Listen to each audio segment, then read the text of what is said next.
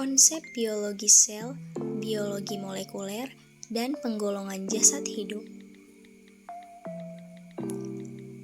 Kelompok 5 terdiri dari Anggun Diva Magfira, Indah Nuraini, Viola Nur Amalia, Jihan Anita. Biologi sel adalah suatu hal yang membahas tentang sel dengan memanfaatkan dan penggunaan lensa optik dan mikroskop. Asal-usulnya sel berasal dari kata Latin cella yang berarti ruangan kecil. Konsep biologi sel terbagi menjadi dua, yaitu sel hewan dan sel tumbuhan. Sel hewan adalah nama umum untuk sel eukariotik yang menyusun jaringan hewan. Sel hewan berbeda dari sel eukariotik lain, seperti sel tumbuhan, karena mereka tidak memiliki dinding sel dan kloroplas, dan biasanya mereka memiliki vakuola yang lebih kecil, bahkan tidak ada, karena tidak memiliki dinding sel yang keras. Sel hewan bervariasi bentuknya. Sel manusia adalah salah satu jenis sel hewan.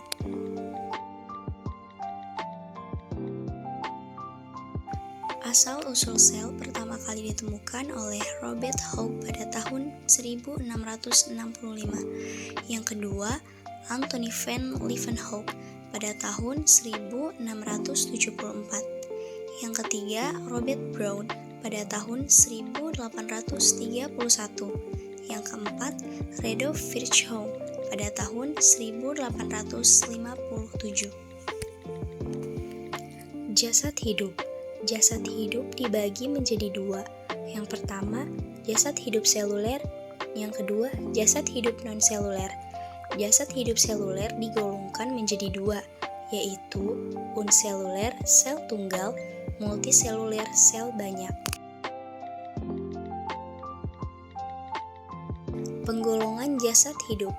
Penggolongan jasad hidup dapat dibagi menjadi 7, diantaranya yang pertama, sistem klasifikasi 2 kingdom 1735. Yang kedua, sistem klasifikasi 3 kingdom 1866. Yang ketiga, sistem klasifikasi 4 kingdom 1938. Yang keempat, sistem klasifikasi 5 kingdom 1969. Yang kelima, sistem klasifikasi 3 domain 1990. Yang keenam, sistem klasifikasi 6 kingdom 1998. Yang ketujuh, sistem klasifikasi 7 kingdom 2015, kingdom bakteria pada tahun 2015. Bakteria dipisah menjadi kingdom klasifikasi makhluk hidup.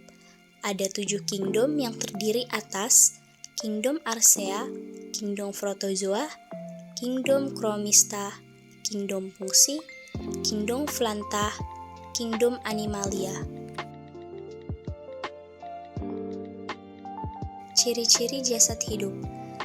Yang pertama sangat kompleks, yang kedua memiliki fungsi spesifik, yang ketiga melakukan reproduksi, yang keempat tumbuh dan berkembang, yang kelima bernafas, yang keenam melakukan metabolisme, yang 7 beradaptasi, 8 membutuhkan makan, dan 9 saling berinteraksi.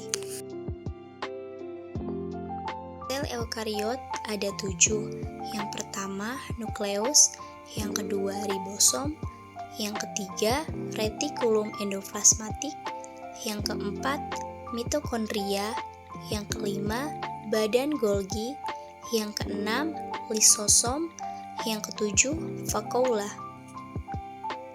Sedangkan sel prokariot ada 9. Yang pertama dinding sel, yang kedua membran plasma, ketiga sitoplasma, yang keempat ribosom, yang kelima flagella, yang keenam plasmid, yang ketujuh DNA, yang kedelapan RNA, yang kesembilan misosom.